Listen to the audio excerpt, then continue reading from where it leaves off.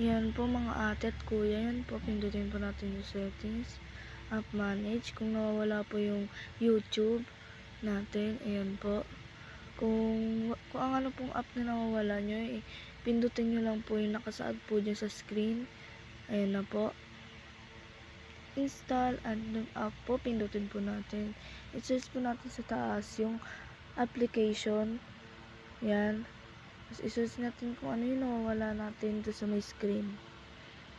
Tapos yan, YouTube. Sa akin po kasi nawala po yung YouTube ko, kaya pinindot ko po yan.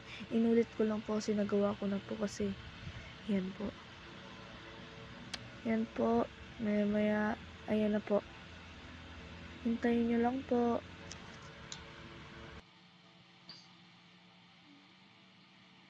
Ayan na po, enable na po, ayan po.